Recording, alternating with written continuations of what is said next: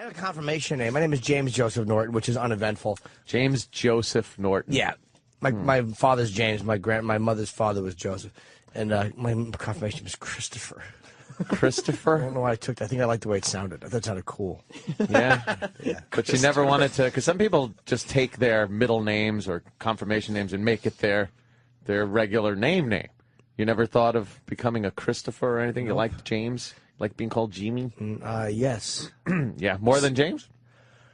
Jim. I didn't like James. Jim. Yeah. Jim. Because you know how much I hated Tony. I never liked it as a kid. Anthony, when you're an Anthony in an Italian family, it's almost automatic that you're called Tony. And I, of course, would burst out in tears when anyone would call me Tony because I would say, my name is Anthony. I was like Lil Fez. They should have just called me Lil Fez. That's going to hurt his feelings. I was listening to a portion of the Ron and Fez program yesterday on my way home, and he seemed a little emotional. Was he crying yesterday? I felt bad. He had a rough day yesterday. Why? He looked fine when I saw him. He lost weight? He looks so happy walking into the studio after we leave. Of course, the Ron and Fez show starts. And he looks so happy coming in. And by the time I hit the vehicle, and I'm not even at my first light, something happens. Yeah. And he gets all upset. And it kind of stretched out for the whole show. It was the entire program? Yeah. I mean, he kind of came back a little bit, but then he would go back to the... That East Side Dave, too, is just a real pain in the ass to him. Well, Fez got very upset yesterday because while he was trying to do a topic on popsicles, Eastside Dave kept playing the 60 minutes tick, tick, tick, tick sound effect, implying that Fez sounded like Andy Rooney. Implying that Fez is doing a Andy Rooney type segment. Yes. Ever notice popsicles aren't very popular anymore? Right. Why is that? Why weren't they called momsicles? Is it because they're shaped like dicks, which a pop could shove in your face if you're naughty? Fez is going to think you're making fun of him right now. I'm not. I'm making fun of Andy Rooney. I know. Yeah. When I was a child, the Iceman used to come and fill up our refrigerator with ice. And then we'd take little chips off of the ice and suck on it as we played in the fire hydrants. It was 1890. Yes. Old bastard. That's funny, yes. Curmudgeon. Yes. The local mobster was shot. The gun was dropped down different little pipes to be... We call him the Black Hand.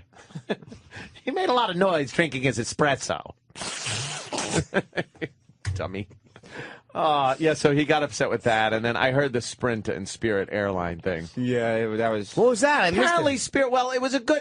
It actually was an informative segment. Mm-hmm. It was Spirit Airlines is taking... they're making it... They're trying to make something sound good, which sucks. They're calling it pre-reclined seats, which means that the seats in the airplane will now be reclined 3 inches from the normal seat, and they won't move. They're just fixed seats. And they call it pre-reclined. What this means is they're jamming another couple of seats in there, and this way you can't bring the seat all the way back. Is it on Spirit Airlines? Yeah. The ones who wanted to charge for fucking bags? That Exactly. airline is shit. Well, I hear they're changing their name to Sprint Airlines, though. Oh, that's going to hurt him. See, this was the problem.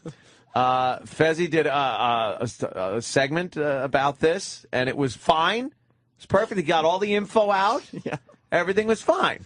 And then he got a little upset because somebody had to call up and say, Fez, I believe it's Spirit Airlines and not Sprint Airlines. He was calling them Sprint Airlines? Yes. And I believe other people in the studio knew this and let him continue calling it Sprint Airlines because even Ronnie was saying that, you know, it was, isn't that a telephone company? and Fez just kept going along with Sprint Airlines until it was pointed out to him. Then he got very quiet. And then, of course, he got very upset that he was calling himself stupid for making such a stupid mistake, as he put it. I didn't see it as a stupid mistake. We all misread things at times, and he just misread it, and it was a fine. stupid mistake. He's right. Oh, my God, no. I love Fez. I really do. No. Here's what the problem with Fez. Oh. It's okay to make a stupid mistake. No one should soft-soap Right. this for Fez and say, it was a stupid mistake. Oh, jeez. Oh, no. Sprint Airlines doesn't make sense.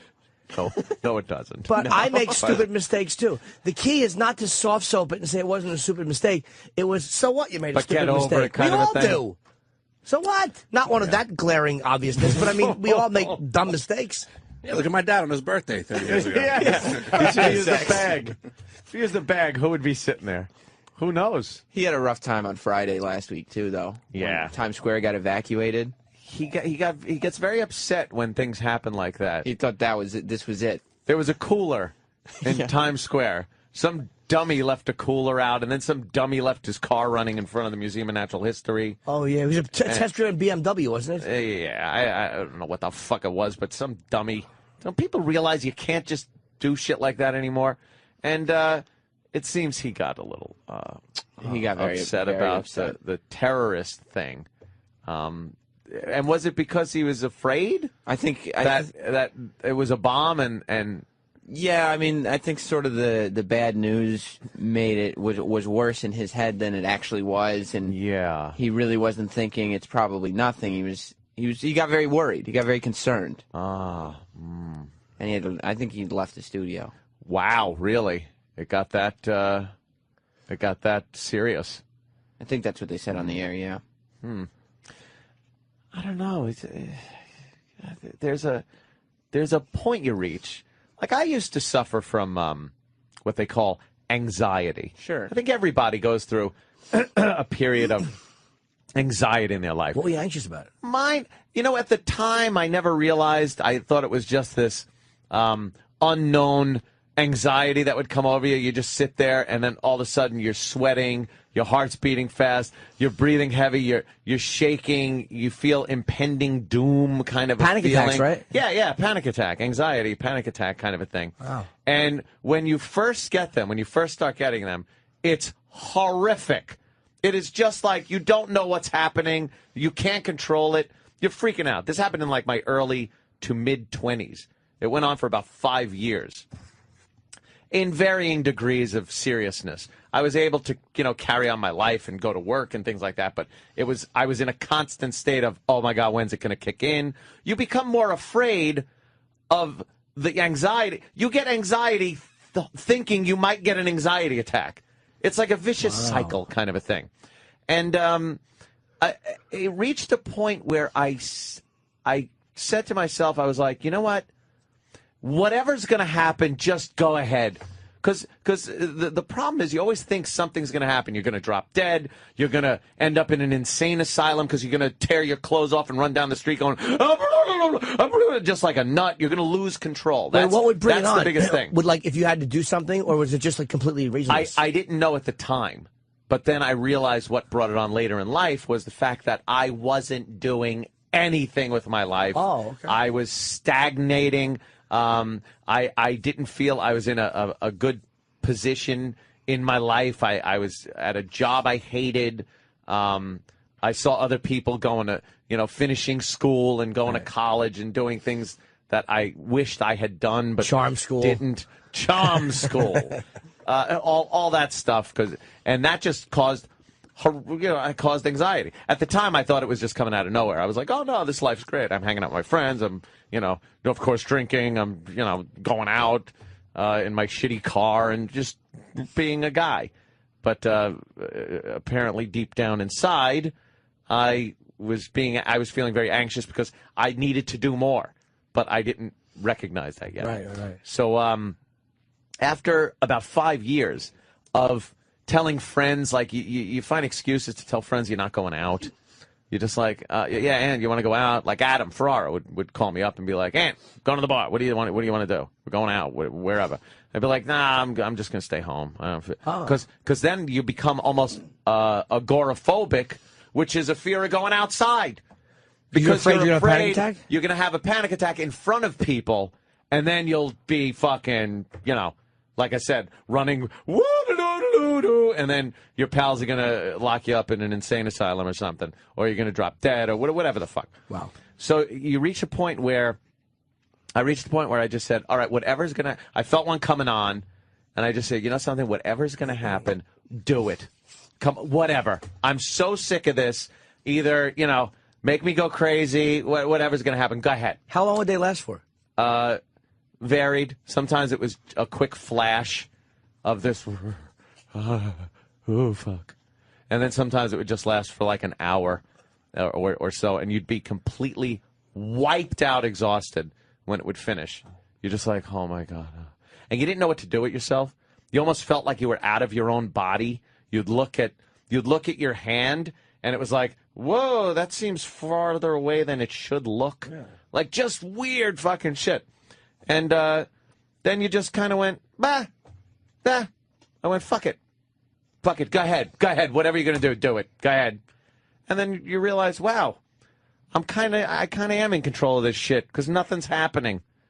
And then that was pretty much it. When you'd feel one coming on, when I would feel one like coming on, I would do the same thing. Just like, whatever it is, fuck it.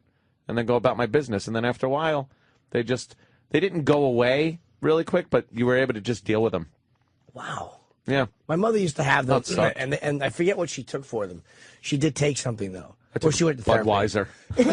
A lot of people do self-medicate with drugs or illegal drugs or alcohol was a biggie. Oh. Like if I would have like a couple of beers, it would wipe the anxiety attack right out. But then if you start getting hungover, it would be twice as bad. I think she tried an African-American gentleman. She said that seemed to work. And then my father panicked. That was the cause of my anxiety. No, I don't know what it was, but she took something. But she'd have bad panic attacks. Yeah. Bad, yeah. They really are paralyzing. Yeah. It would just consume your entire existence. Because when you're having them, you're having one, so it's freaking you out. And when you're not having one, all you're thinking is, when am I going to have one? So you pretty much are consumed by this awful feeling of, like I said, just impending doom and gloom and awfulness that just comes out of nowhere. And it could be anything, right? Like, it's not like all of a sudden you go, all right, I got to... No, it doesn't have to be a reason. There doesn't have to be a reason for it. You could be having a great time. You know, hey, this is good. Hey, I'm out with my pals. This is fun. Oh, hey, remember, You just lose your fucking mind. And then you just get scared? I get scared. Yeah, you get scared. I would get scared. And then I realize also it must have been a lot of trauma in my upbringing with just parents arguing all the time. Yeah. Just growing up in a household that there's nothing but fighting and arguing, and I would get so upset at that. Stop fighting. My stomach hurts. And get very upset, and that probably had something to do with it later on in life. You know, little crybaby Anthony. See, Ant's hard to figure because Ant is so smart. He's good at, like the things that, like, make you very sad or panicked. Anthony's really good at stepping aside and mocking himself. Like, oh, what a douchebag I was. Yeah, you got to kind of look at it and just go, you know, what are you going to do? You know, what the fuck are you going to do? It fucks you up, though, man. Growing up with violence is very hard. Yeah.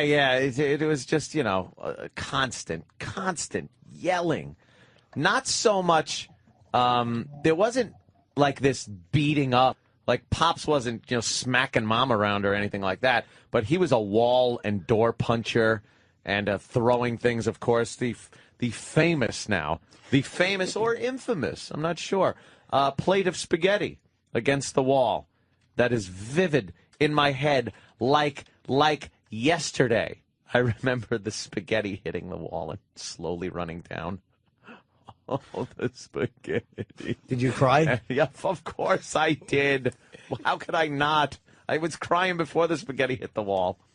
And then, and then Dad, you know, because I'm crying, he's calling me a fag and a faggot. Stop crying, you pussy. I can't. I'm upset. So you basically grew up terrified. Yeah, I was in a constant state of terror. At least it doesn't explain the guns in the house. Is that? You don't have to have a psychology degree to understand that Anthony really needs to be held and needs safety. I like affection. Yes. It's nice. But I also do like my security. Yeah. I like my cameras and my guns and my locks and my alarms and all kinds of stuff like that. Do you think I'm trying to lock out the fear? Am I keeping the fear outside with all these things? I think the panic attacks and all that stuff is like a result of it's because it's stuff that like the scariness is out there. Rehashing it is like, what do you do? It's like it's already happened. But there is a way, like, I find that stuff from, like, when we're kids, we put aside, you kind of stick in a little room and you fucking slam the door, but that shit just keeps seeping out under the door, but it's there. So it's like until the door gets open and, like, you fucking air the room out. You let it all out. Then it just then it's like, that's what that is. But it's like sometimes it helps to really look at it for what it is. Does it, or does it, like, just bring it right back? And make you like, oh, fuck, that was tucked away and it was in a nice little place. Like, I'm not sure if I'm from the school of thought of it's good to, like shrinks, of course, always say, it's good to get that stuff out and work through it. And it's not good to bottle it up. But to me, it just seems kind of good to, let's lock that away and just consider it the past. And, I had some shitty cars in my day. I don't revisit them. They're in a junkyard somewhere. That's true, but nobody threw a car against the wall when you were 7. You had to watch it leak down the fucking onto the floor. If he could have. Oh, I'm sure he would have. Sure he would have. I think it's got to be. That's why it's like that same, like, when you look at, like, say, girls that get beat up as kids by their fathers, they always marry drunks. Or guys that grow up watching. Thank God. Thank God for those fathers. Dude, there's been so many much hotter pussies than I deserve, thanks to rotten daddies. So I don't knock it. But it's like kids that see their fathers beat their mothers, they probably go, I'll never do that, and then they grow up and beat their women. It's like all that shit that gets tucked away until it's, like, worked out. It just keeps replaying and replaying and replaying. Yeah. It's fucking horrible. There are people that repeat horrid behavior that their parents had or did to them. And then there's other people that recognize it and then don't do it at all and go the complete opposite direction. Right. There are parents now that were beaten as kids, because it was accepted growing up in my generation. It was okay to grab a strap, a leather fucking belt. If you did this to a fucking terrorist at Guantanamo, you'd be brought up on charges. Yet as a child, it was completely acceptable if I left my toys out to beat me with a leather strap. Yeah. What the fuck were they thinking? But and then there are some parents that, some kids that grew up, became parents, and they're fine with that. Or they go the complete other way and go, I will never do that to my kid. And I wonder what the defining line is there of why some people will do the complete opposite and others will continue to just beat their children like that. I don't know. But it all depends. Like, even the people that don't beat their kids, even the ones that don't, like, I don't know what they're like internally. Sometimes people are tortured by that stuff. Not that therapy means everything, but it does help to go like, it's just like fucking puking or shitting emotionally. That's all it is. That's all therapy is. It's like you're talking to somebody and you're hearing yourself and you're seeing patterns and there's no way to hide from it because it's just you and the person and there's no way, like, smart people are great justifiers. Like, you're one of the smartest guys I know. So Thank you, Jimmy. But you could justify anything, not horrible shit, but like you're oh, well, no, that's just this. Like, you're almost unbeatable. Which is great in life, but sometimes it hurts us when we're trying to look at our own fucked up, scared stuff or whatever, because we can justify any of it. Scary. You know what I mean? I was always scared. Yeah. Scared of the belt, the strap. Oh, the thing is, and even remembering it, it wasn't a movie version of a beating where you're just you're getting smacked. It was a good slap across the ass with the fucking belt. And you'd, it hurt, and don't do it again. Blah, blah, blah. Or the talking thing. Oh, I remember the talking. He would talk as he hit with the belt, and it was like don't you ever do that again, or I will. It's like, the fuck is that? Who taught you that? Like, who would do that? It's a twisted thing. Yeah, talk. Why don't you just talk and leave the hitting? Yeah, leave the hitting. How about we just have a chat sans belt, without the belt? Anthony sounds like the little brother from Radio Flyer. Radio Flyer. The king would come in. The king was just beating the shit out of you with an electrical cord. It was, that was just some, and it was over, like, just dumb shit. Like dumb shit. I honestly believe he was taking out his own anger and fears and everything like that. You always think of your dad as the superior being as you're growing up, you know, they're the infallible fucking guy. And then once you get a little older, and especially if your dad drops dead at some point and you start encroaching upon his age, you get a little closer and realize, you know, he probably wasn't much different, you know, in thinking wise, and you don't become this wise guy because you become a father and you get a few years under your belt or something like that. And there must have been just this, you know, fear and scared guy that had to just kind of wail on a kid with a belt for some reason. Just, I always find that a little peculiar. Well, you would probably, I mean, not you, but just being a kid, it's like you're one of the reasons that the parent thinks that that they're scared. Like, fuck, I got to take care of this thing. This fucking thing needs shit. Yep. And, you know, he wasn't very good at providing. Yeah. There was a lot of moving. Bit of a drinker. Bit of a drinker, a lot of moving. I remember constantly moving as a kid. All over Long Island. I made the whole tour, North Shore, South Shore, East End, West End, oh boy. And constantly in, you know, the middle of the night or wee hours of the morning kind of a move, because I don't think the old landlord was getting that last month's check. Yeah, it was, let's scoop up our goods and find another thing. And I remember out in California when I went out there and lived with them for a few years, we were renting a place, and I was there during the whole procedure of signing of the lease. And even then, I'm listening to him talk to the landlords about the apartment and signing the lease. And the landlords, it was an old couple, and they were smiling, and my dad's smiling, signing the lease, making some little jokes. And all I was thinking, even then, I would look and go, oh, they are so fucked, and they have no clue. They have no clue how fucked they are right now with my father signing this lease. You will not get your money. The place will be trashed, and we will leave you with major repairs. That's kind of a humiliating way to grow up. Yeah. It was a bit of a trauma. Adult children of alcoholics are always fucked up. Always. Because it's fucking horrible. Yeah. You grow up as an adult, and you not that he's a bad dad, but it's, you know, someone's a drunk, man. It's fucking brutal on children. Yeah, it is. I talked about it a few times about the drives when he would be drinking and driving.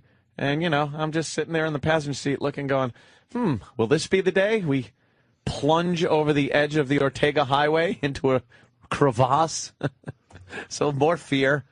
Every turn. I would tense up on every turn. And then there would be parts of the highway that would have guardrails and it wasn't that treacherous. And I would go, I'd relax. Or red light.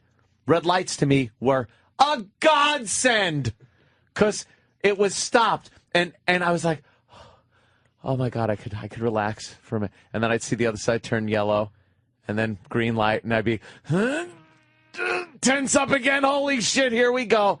It was constant fear. No wonder you were fucking panicking. You were living from red light to red light. I know. You were a red light was a sign of continued life. I looked at red lights like a reprieve, like a call from the governor. An oasis. Yes. in this desert of alcoholism and terror. It was horrible. Oh my God. Yeah. And then, you know, kind of made it back to New York, and then I thought I was fine, but I guess it had some kind of an effect. Always. It's like when a fucking place burns, no matter how nice you fix it, you can't get the smell of the fucking fire out. That's what it's like. It's always Yeah, something's still creeping around in there. Always. But there's a way to work with it, and a way to like really make it less. It's like there's an old expression, we're only as sick as our secrets. It's like the stuff that we tuck away is always, it's like exposing it doesn't make it go away, but it makes it much less impactful. I guess it's not just sitting there creeping up on you and tucked away if you bring it out. But I don't know. Like I said, who knows? Maybe keeping some of those things. Like, I got no problem talking about anything. You know, I got no problem talking about it, but I don't know how effective it is in changing me as a person because I've talked about things. I never went to a therapist and talked to anything like that, but I'll just sit, you know, like on the show or sit with a friend or something like that and just go, yeah, that sucked, or or that was fun, or whatever, just life in general. So I don't know how much does it help? Does it just? It stops. Here's what I found it does. It stops irrational reactions. Like if I always react a certain way and I know it's because of something that happened that was bad. Yeah. It's like I react that way subconsciously. I don't even know I'm doing it. I don't even know I'm reacting that way. And it's like, and then I address what was fucked up. And the next time something reminds me of it, I don't just knee-jerk react that way and not know where the fuck I'm doing it. It's like it runs my life. It runs everybody's life without people knowing that it's running your life. It's awful. It's like this little invisible conductor in a little room. Why do I hate red lights now, though? When the light turns red, I'm like, son of a bitch, I missed it. Well, sometimes, in a way, we turn into what we hate. And sometimes when we're terrified of driving quickly, we get a Shelby and have it jacked up so we can do 1,500 miles an hour on the fucking LIE around a turn. Boy, somebody really conquered their fear. Hey, Keith, I'm going in reverse. 90. You make a good point, Jimmy. It's fucking weird, man, what makes people what they are. Yeah, I wonder if, John from Long Island, I think I used to work with Anthony's father. No way. Let me see if this guy's legit. Hi, John. Hey, your father used to work for a pinball machine company. A pinball machine company? Yeah, cigarette machines, pinball machines, all of that. What year are you talking? I have to say 70s, like early 70s. Yeah. He like broke his leg because a vending machine fell on it or something. I used to work with him. Joe was his name, right? Yeah. He was a maniac. Good guy, but he was a maniac. Oh, yeah. Wow, how did you used to work for the same place? Well, I used to work there. I was a collector. I used to go out and collect from they had these poker games, and I used to collect for them. But we worked with a bunch of different companies. Yeah. Yeah, he was a good guy. He got fired for I think pilfering from the coin box. Everybody did in them days. I used to tolerate a little bit, but when a guy got a little out of control sometimes, But your old man was a tough guy too, Yeah, no, I know. He was always up for a good brawl. What would you do if you found out his nickname was Joe with the gay kid? Shit.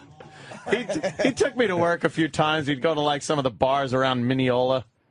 I actually think that you grew up in the ELs, right? Yeah, Elwood, yep. Yeah, my cousins lived on Elchester. Oh, yeah, okay. Holy shit. How old a man are you, sir? I lived on Long Island my whole life. How old a guy are you now? I'm 52. Wow. Jesus, how did he work with... Well, maybe... Well, okay. Your dad was... Yeah, you were... I was 18 or so, I think 17, 18 when Yeah, I you must have been a little kid or something. Wow, that's odd. Your old man was a pisser, boy. He was a funny bastard. Yeah, he certainly was. All right, John, thanks for calling. You got it, Anthony. Take it easy, man. Wow. Guy worked. Yeah, he was kind of a tough guy, which I never was, of course. My father was always up for, not starting a fight, but if one was brewing, he would definitely jump in and brawl, and that is not me. As far as fists go, I am horrible. I will shun a fight and try to diplomatically talk my way out of a brawl because I hate getting hit. And I'm very bad at fighting, and I would get hit a lot.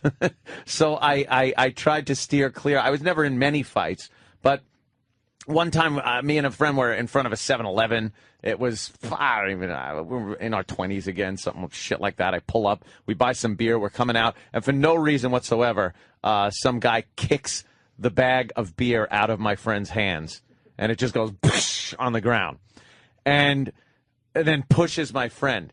And I'm standing there going, I can't do this. What am I going to do? Jump in and get my fucking ass handed to me. But, it's a friend, so you got to kind of step up. I'm like, what's the problem? And there I am trying to be a diplomat. What's the problem? What happened? Why? Do you have a problem with my friend? Is there a bam right in the face? Wow, really? Oh, yes. Bam right in the face. The guy didn't want to talk. You see, he was waiting out in front of 7-Eleven to fight somebody. That was his goal for the evening. Was he older or your age? About my age, maybe a little old. About my age. You never saw him again? No. I was never into fisticuffs. I knew I was very bad at it. What happened when he hit you? You fell down? Oh, yeah. I fell down. My eye was bleeding very badly, above my eye. What'd the guy do after he hit you once? Me. Just kind of laughed, chuckled. And then I guess they kicked some of the broken beer bottles at my friend, who was also on the ground at this point. We got our asses kicked. In other words, our asses were kicked. And, yeah. By the way, if you're listening, don't ever try to do that again. I'll kill you. Do you know the guy who did that probably has never thought of it again because he was probably in an alcoholic blackout? Yeah. And me, I remember it for, years and years and years. Yes, and it's kind of, in a way, another thing that shapes the adult life. Yeah, it was. But I always knew I was bad at fighting. It's not a surprise that whenever I got into a physical altercation, that I would end up on the losing end. I knew it. It would happen. I was bad at it. I'm not a good fighter. I'm really bad at it. Well, you didn't have to be. I mean, that's because that's why your brain is so good. It was I tried to be funny and shit like that. And I never had like school fights. There was never anybody aside from Boomer and that whole thing. But there was never anybody I had to worry about in school or I got bullied or anything like that because you're always the funny guy. You're able to make jokes and fuck around and shit like that. But it was just random shit that would happen on the streets where you're just walking around going, There was another, and it was this same fucking friend. We're in a bar. And maybe it was him. He was the problem. I think he just had a look that people wanted to just fucking punch him. What would you do if you found out in later life that every time he looked at a strong-looking guy, he would just wink and lick his lips? That's why he was getting punched. And then point at me. Asshole. This guy comes over to the bar and picks up my buddy's pack of Marlboro and takes a cigarette out and lights it up and starts smoking it. And this guy was obviously, you could tell by some facial scarring and his big meaty mitts that he was a pretty good fighter. Irish guy, he had a few in him. And my buddy said, hey, that's my cigarette. It's my pack of cigarettes. And the guy goes, oh, yeah? And I'm just thinking, why? Why would you say anything? Let him take your cigarette. It's not like he's fucking ass raping you in the shower. He's taking a cigarette. And the verbal discussion ended, but we noticed it was getting a little heated in there. Time to leave. As we walk out, we were followed by this guy and a couple of his buddies, and they punched my friend right square in the nose. This time, though, I did the old feet don't fail me now. Oh, did I run. You ran away? I ran like the wind. How many of them were beating your friend up? Was it just one? 3. You ran while your friend was getting beaten up by 3 guys? I certainly did. I did not want to get hit again. And then I saw the cops pull up, so I came back. And did your friend hate you? What was he going to do? We already got beat up in 7-Eleven parking lot, and this wasn't very long after that. Like, I'm not getting hit again for you. Just not. People like punching you, and I'm getting punched by proxy. So I said, fuck it. I'm not getting hit. Yeah, call me a pussy. I don't care. I don't see that friend anymore. I don't blame you. You're probably tired of being beaten up while you watch. Well, I couldn't watch. My back was directly facing them. I was doing the old shortest distance between 2 points. I was getting away from him as quickly as possible. I bet you all 4 of them took a moment and just looked like, what the fuck? Like, even the guys beating him probably went, friend running away? Yes, I ran away. was very frightened of getting punched in the face. Yeah, it does suck. I don't like getting It's punched. not the end of the world. Oh, You know, it can make you retarded. It can, but when you look at MMA guys or boxers, now I know they're used to it, but they get punched in the face a lot, really hard. Yeah. Getting hit once or twice, it sucks, but And I got a glass jaw. It seems I got a glass jaw. When I get hit in the face, I fall right down. you probably, because it hits that child. I'm like one of those fainting goats. And I get hit. I go fucking flat on my back, and my legs go up. A guy raises his fist, and it's like, fluff, fluff, fluff, fluff. I just fall over. I can't take a punch. I just can't. I bet you could if you probably don't think you could. If you had. Oh, I get all. My head goes. You probably punch harder than you think you do, too.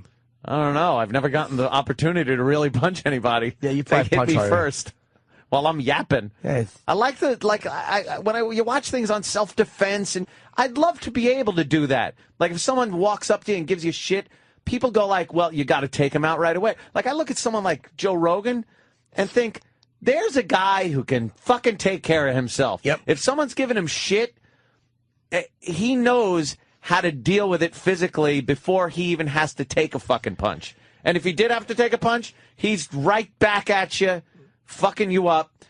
And I look at things like that and video or a TV show on self-defense, and these guys that know exactly when to fucking strike and when to stop yapping. And I'm always like, I'm Henry Kissinger trying to fucking, well, maybe you should not punch me in the face. We can maybe talk about that. Wham! Right in the fucking head. Yeah, but the thing like Rogan is, he will win most of his fights. But the one he doesn't win will be because a guy goes to the parking lot and runs him over. Because you can't hit Joe. You have to hit him with your car or a gun. That's the only disadvantage. And then your car's going to get fucked up, too. Yeah, you're going to have like a Rogan head imprint. But that's the only disadvantage to that is people they so know that you can kick their ass that they resort to such a higher level of confronting you. That's true. Which is like a Rogan's a guy you'd pull a gun on. Like, because you know he's going to kick the shit out of you. And I think people can sense that. He has a fucking big head and meat fists.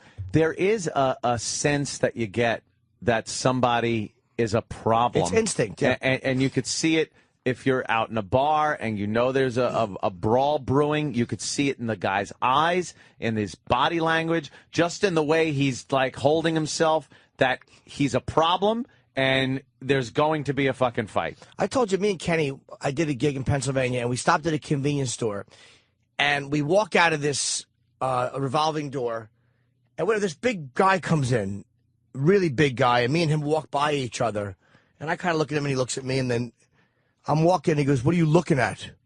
Like, he was a big fucking guy. And I figured he was a fan who was at the show. That's why he looked at me, and I looked back at him, because literally he looked at me like he knew me. And then Kenny is standing by the truck, and I'm next to the guy, and Kenny was watching this whole thing. Yeah, of course. And the guy's like, walk to the truck, pussies. And me and Kenny, we were just like, the guy, again, there was no need for a physical confrontation, so we just got in the truck. But it was unsettling.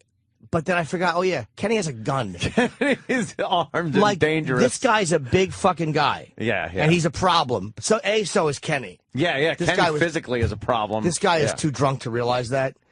Oh, was he drunk? Oh, yeah, he was fucked up. It was irrational the way he was being really confrontational, like that guy in front of 7-Eleven. Yeah. But Kenny has a fucking gun. Just looking for a problem. This dumb motherfucker doesn't know how close he is if he... that he's A, confronting a double black belt, B, an ex-cop, C, a guy with a fucking gun. And he has retard strength. And mentality. But, like, you know what I mean? Even though like a guy like that tough had no idea that he was about to fuck with a guy who probably could beat him physically and couldn't, would fucking pistol whip him. Yeah. So that's the disadvantage to being big like that, is having a problem. Yeah, most guys that are problems have stories where they fucked up. Yes. Where they confronted the wrong guy, got their ass handed to them. But I don't know. It always seemed... I obviously wasn't or wouldn't want to be the guy that's the problem. But you would like to be able to handle yourself in those situations. But there is just You know the fight or flight instinct? Yeah. Oh, book my ticket. Yeah, exactly. I have frequent flyer miles. Wings don't fail me now. Yes, exactly. Flutter, flutter, flutter. I'm like a hummingbird. Off on a tear. I've been the same way. Most funny people are like that. Not all, but most. That's why we develop being funny. It's like, it's the fucking tap dance. Fist up. Yada, yada, yada. Yada, yada, yada. Yada, yada, yada. Make you happy, make you like me, make you laugh, make you like me. Little soft shoe for you, sir. Yeah. I mean, it's funny when you're talking about the father beating you and all I'm thinking is, there's poor little frightened Anthony. Oh, Jim, fly the ship. Oh, Bones, Spock. Just doing imitations just as I'm little being voices beaten. alone. Hey, look who's here. It's Bobby Kelly. Whoa. Come on in, Bob. Sit down. Join Speaking the of discussion. someone who was brutalized. Join the brutal discussion of our childhood. Well, Anthony's more. Yeah. You talking about Joe Rogan? Yeah. And being a problem. Now, we were just talking about this. I am not a fighter. I can't fight. I always wound up getting my ass handed to me whenever there was the rare altercation. Really? Yeah, I can't. I don't know how to fight. I'm not good at it. I would get punched in the face and it's over. You. Yeah. Were you a guy that could take care of yourself in a brawl? That's a weird question, and it's weird too because I look at you and I'm like, Anthony, because of your attitude and rage, I have would a lot think of rage, but I don't know how to bring it to my fists. Fisties? They go right to my legs and feet. And your trigger finger. Yes, exactly. He's an arsenal at his house. That's you know what? I think I have a gun for every threat that I ever met in life. Everyone that ever threatened me, I have a gun for. I call them by their names. You're the guy in California that said we were only slapboxing and came at me with a hard fist. Oh, that prick. Hey, Cumia. Hey, I saw that. I'd always see this kid and he would try to slapbox with me. And slapboxing, I don't know where my hands are supposed to be in a fight. I'm terrible. So we're slapboxing, and he gets a couple of slaps in, and then he goes to slap me again, and I whip my head back, so I slip the slap, and when I come forward, a fucking fist waiting for me, bam, right in the head. And then I'm laying on the ground, blood just streaming down my face, and he's just like, laughing at me. Yeah. Laughing! I don't even think Anthony's scared of getting hit. It's the humiliation of being beaten up. Oh, it's humiliating. Sucks. I had fantasies of what I could do to this motherfucker that did that for years. After that, it was like, yeah, and if I did this and then I had him and then you know what I did? I karate chop him in the throat, and then I would have these scenarios in my head of how I beat his ass. If I blocked his arm up and then fucking then I could have done that, and in reality, you know what? I'd still do that. He'd have punched me again. Yeah.